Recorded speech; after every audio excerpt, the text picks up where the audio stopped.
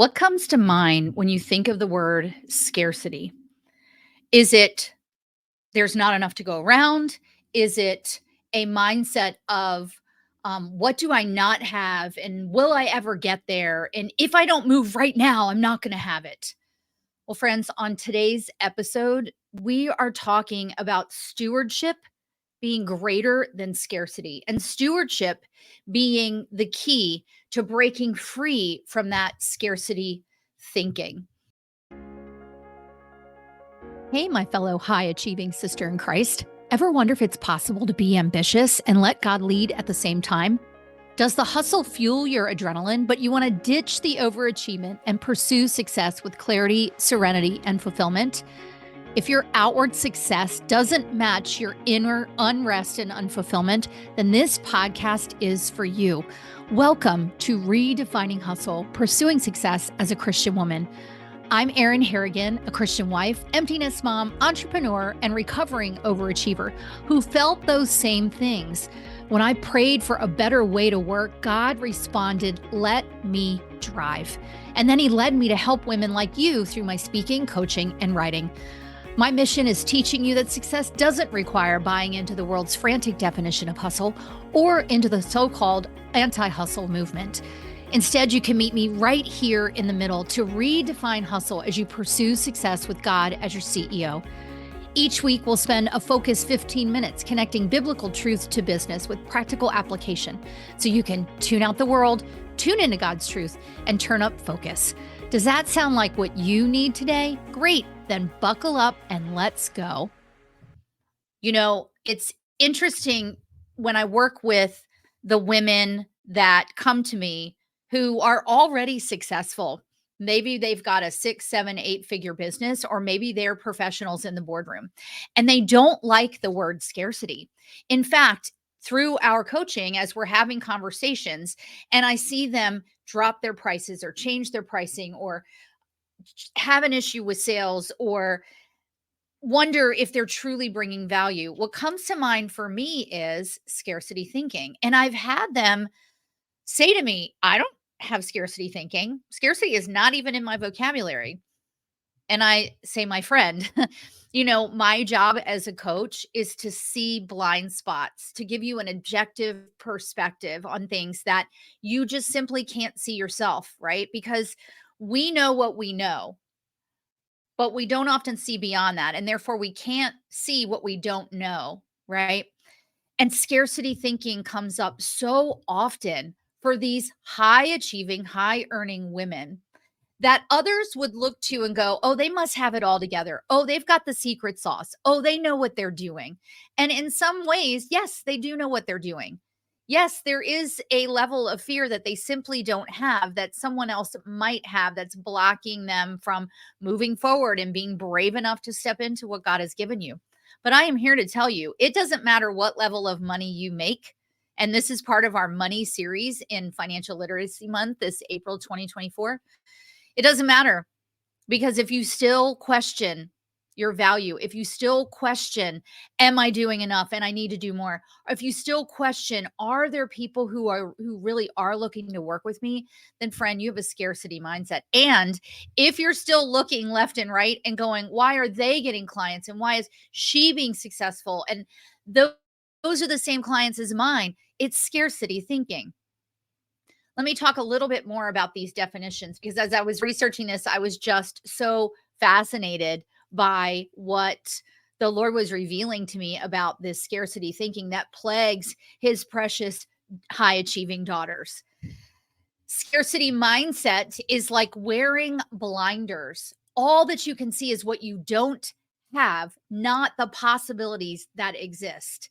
You can only see what you know you has been done or what you have done. And then when that stops working, in my email today to my list, I talked about turbulence on a flight and how there can be turbulence in your business. By the way, if you're not already on my email list, go do that at erinharrigan.com/4keys devotional. You can download my audio devotional and that will put you on my list so that you're first to receive that email and receive updates about the podcast and events, etc. There will be turbulence. And that turbulence blinds you to what's possible with the Lord. I'm going to give you a couple of examples of what the Lord has done in my own business and in clients' businesses in just a minute. But scarcity is about what you perceive to be the limited availability of resources to match what you're going for. And scarcity often happens because we are not fully trusting that the Lord has everything laid out for us, that what he has for me is different than what he has for you. And it's also an issue of not trusting that those that he's made to work with you are already lined up. It's not trusting that the Lord will provide. We're stuck in a cycle, in a spiral of self-reliance, and only I can get myself to that level, and only I can hit that income. And if it is to be, it's up to me. All of that, to my view, is about scarcity. But what overcomes that is stewardship. Stewardship. Now, often when we think of stewardship, we think about the stewardship of money. How are we investing? How are we giving back? Yes, that is stewardship. But how are we stewarding the gifts, the talents, the skills that God has given us? How are we stewarding the business and the services that he's planned for us to use? How are we stewarding the audience that we speak to? How are we stewarding our gifts of being on video, or our gifts of audio, or our gifts of writing? So often I see women who have achieved great success in their business on their own shoulders, not stewarding what God has given them to do next, or not being willing to obey a shift in an audience or a service. And therefore they're spiraling in, what did we just talk about? Scarcity. Scarcity. Scarcity leaves us wondering, did what God tell me, did I actually hear that right? Especially when we don't see things moving the way that we think that they should be moving. Stewardship, on the other hand, is the conducting, the supervising, or the managing of something, specifically the careful and responsible management of something that has been entrusted to your care. This isn't just about money. It's not just about that the Lord provides for you and then you are to steward the money, but it's about your assignment. It's about your gifts. It's about your skills. It's about having authority and leadership over what has been placed in your hands. And it's recognizing that everything that we have and everything that we are is a gift from God. And to be grateful and generous in those gifts. Yes, generous in our dollars, but also generous in how we're serving and whom we're serving. And we have to get clear on all of those things. So first, let me give you a couple of scriptures that I believe relate to scarcity in some way. I might be making it stretch a little bit here, but as I was planning this morning, these are the scriptures the Holy Spirit said to share with you. So we talked about this one in a recent episode, which is 1 Timothy 6:10.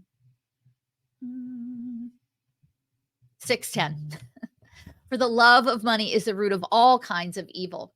And some people craving money have wandered from the true faith and pierced themselves with many sorrows. I believe the money is never the issue. The hustle is never the issue, etc. It's how we pursue it and the pedestal on which we place it. So therefore, how we love money is about scarcity because we want more and we never have enough and we're never fulfilled and our thirst is never quenched. As I've said previously, there's nothing wrong with wanting more and higher levels and all of those things, but not to the detriment of what God has given you to do. Not to the detriment of putting God first. And that's where we get things out of order, is we put the money in the pursuit of it from a scarcity mindset ahead of the Lord and his truth. In Matthew 6:24, no one can serve two masters, for you will hate one and love the other, and you will be devoted to one and despise the other. You cannot serve God. And I love this version, be enslaved to money. To be enslaved is to think scarcity as well, because you're allowing it to have this control over your life, but you're forgetting that your business, your gifts, the dollars you earn, it's all God's anyway, right? So I love those because you cannot serve stewardship and scarcity at the same time. Just like faith and fear cannot occupy the same space, right? So let's talk about stewardship. Now, you may think the natural place for me to go with this is going to be the parable of the talents in Matthew 25:14 through 30. And that is true. So let me summarize that. Again, go read Matthew 25:14 through 30. So Jesus tells the parable of a master of land that he has entrusted three of his servants to some specific quantity of money or of resources, etc. And the first two servants go and they wisely invest this money, and they come back and report to him like, hey, look, I doubled this, right? So one had 5 talents, one had 10 talents in the parable, and they doubled them. But then the third servant, being fearful, being afraid of what the master might do, being afraid of taking the risk of investing it or stepping into what it would look like to serve with that money, comes back and says, here's the one that you gave me. It wasn't multiplied. It wasn't multiplied. Why? Because he wasn't a good steward of what the Lord had given him. What I'm saying to you in this case is, if the Lord has called you to business, if he has called you to the boardroom, there is a specific reason and a specific plan that he has for you there. It may not be forever, but how can you steward that opportunity in the moment? Steward that opportunity to serve those that he's given you to serve. Steward that opportunity to glorify God and what you might learn there. Steward that opportunity in a way that you're never wondering, or at least not preoccupied constantly by wondering what else is out there. What does she have? What is she doing? No, no, no. Steward what God has given you. Remember, he has entrusted you with these gifts and these talents. If you have been sitting on a story that the Lord has told you to go and write and publish in some way, what are you afraid of? And how does that relate to scarcity? It's stewardship being greater than scarcity. In 2 Corinthians 9, verses 6 through 8, it says this: the point is, whoever sows sparingly will also reap sparingly, and whoever sows bountifully will reap bountifully. In verses 1 Peter 4, verses 10 and 11, each of you should use whatever gift you have received to serve others as faithful stewards of God's grace in its various forms. So what are you plagued by scarcity thinking that is not allowing you to step in stewardship to serve in the way that you've been given to serve? Do you already have a massive business and you're wondering what's next? And God's going, hold on, hold on. Maybe you haven't served over here yet. Or maybe he wants you to go in a different direction. And it all boils down to, are you seeking him? As I said earlier, see so much scarcity thinking. And I want to give you 2 examples. I was working with a client, we're going to call her Gina. And Gina had already built a 7-figure business, but she wasn't sure what was supposed to happen next. And she had been seeking God, but what he was seeming to tell her was not a direction that she wanted to go in. And so as we were coaching through this, we were talking about, well, what are all the possibilities of what this could mean? And she could only see a sliver, right? What in her head she could see that God could be doing. And it just wasn't aligned to where she had been in her business or where she thought she needed to go. But as we started to map some of that out through our coaching and through our strategic work together, she began to open her eyes to the possibilities of all the different ways that God could show up in that moment. Possibilities that she hadn't thought of, and possibilities that perhaps because of her fear or her scarcity thinking that she just wasn't seeing. So coming alongside her as her coach, I was able to sort of peel back that layer and shine light on those blind spots and go, but what if it's this? And what if it's this? And what if it's this? And that began to give her hope. And that began to get her excited. And because she was excited and open to those things, then she would seek God further and go deeper with him. And he began to then bring her into spaces where she could do this kind of work that she wasn't thinking she wanted to do. And as a result, there were some shifts in her business that then began to take her not only monetarily to a new level. There was some of that, but more importantly, to a level of joy and peace and fulfillment that she hadn't had before, because the money and the client roster was not filling that hole for her. He had to move her in a new direction and get her out of that scarcity thinking. I had a situation recently where I really wanted to work on my audiobook, but I knew that that was going to have a cost involved with it. And all I could see was, how do I earn this money? Oh my gosh, I got to have this many more clients to get this many more places to get those many more things. And with my own coach, we sat down in a strategy day and she said, well, how many more clients would it take to get to that number? Or how much more business would it take to get to that number? And as we talked through it, what it brought me back to also was that God is the great provider. And so at the end, we prayed, Lord, if it is your will for this audiobook to take place, show Erin where you're giving her permission and where you're giving her provision. And I can tell you what happened. I stepped down in faith to talk about offering strategic planning services for women who want to transition out of their professional careers and into business. And the Lord brought me a bunch of client discovery calls. And out of those discovery calls, I contracted with a client, and that client alone determined that she wanted to pay upfront for the whole year of coaching. And that was God's permission and provision to go and start this work on the audiobook. What is my point? My point is, when we are in scarcity thinking, the only thing that we can see is what we can see. But when we are in stewardship thinking, we are saying to the Lord, Lord, I will steward these gifts and talents that you've given me. I will steward this business that you've given me. I will steward my time wisely.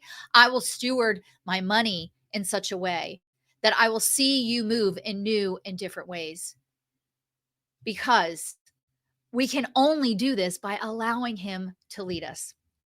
So let me bring you back to those questions that I asked you on episode 246 in The Truth About Money. Number one, what is your heart posture? Is your heart posture to go after it and make it happen, and to be constantly going to go get what you think you're supposed to get, and then falling into scarcity mode, thinking it's not going to happen? Or is your heart posture, Lord, what do you have in store for me, and how can I steward that? Question two, do you trust that the Lord has an ultimate plan for you and that he has brought you into this business to be a vehicle for kingdom impact, and therefore you're going to steward it to bring him glory? Question three, do you believe in no pain, no gain?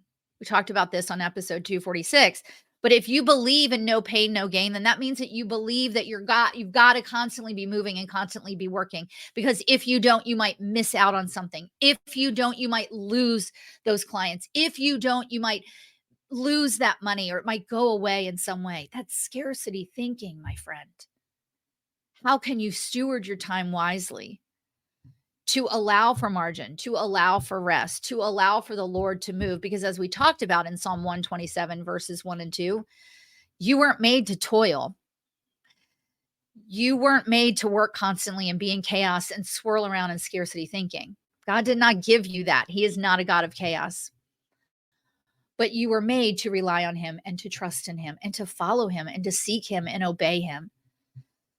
I hope that this view of stewardship being greater than scarcity makes you think today, gives you a moment to pause and go, where is my thinking? And I would love to hear from you. So make sure that you send me a DM through LinkedIn, Instagram, whatever that is for you, because I want to hear how this resonates with you and how scarcity is a chain that you need to break over your business. And by the way, I always remind you that God made you ambitious, but he didn't make you to do business as usual. And I'm the coach that can come alongside you and give you that objective perspective and help you break through those blind spots and help you remember and be accountable to allowing the Lord to sit at the head of the table in your business. And if that is of something that you've been trying to figure out how to do, then let's get on a call and chat about how to work together. But until next time, I pray for and encourage you to tune out the world and its mantras of scarcity. Tune into God's truth and what God's truth says about money and stewarding what he's given you, that he's entrusted to you. And turn up your focus. I can help you do that. And I'll see you on the next episode. As an established solopreneur or business owner with a team of employees who's ready to refine or scale your business, you're probably swimming in opportunities, overflowing with ideas, and excited about the possibilities. But you're overwhelmed thinking, how can I set a strategy when I'm trying to run a business and be productive? There are so many ideas and opportunities. How do I decide what's worth pursuing? I don't have time to waste on things that don't align to the vision and mission that God's given me. My client Jen felt this way as she sought to scale her business with a God honoring strategy. Enter my focused and fruitful strategy day. Jen said of her experience, my strategy day with Aaron was just what I needed. She helped me look at my current services, dream about the future, and create a plan to grow and scale. Her giftedness as a visionary with an understanding of the day to day tactical tasks is a magical combination I've never seen before. And she approaches it all from a firm foundation of faith. My strategy day gives you a full day of private coaching with me and my strategic mapping zone of genius while being nourished with good food in a tranquil environment and celebrated for your progress at the end of the day, all in the beauty of Chesapeake Beach, Maryland, or in your location. If you want to bring calm to the chaos, tame the tornado, and silence the squirrels in your business for a clear path forward, visit aaronharrigan.com/strategy day to learn more and schedule time with me. No squirrels were harmed in the making of this message or in the delivery of the strategy day. Thanks for tuning in to Redefining Hustle, Pursuing Success as a Christian Woman each week. I pray this show helps you to see that God made you ambitious, but He didn't make you to do business as usual. Remember to check the show notes for my free resources and other helpful links. If this episode spoke to you, take a screenshot, share it with a friend, or share it on social and tag me.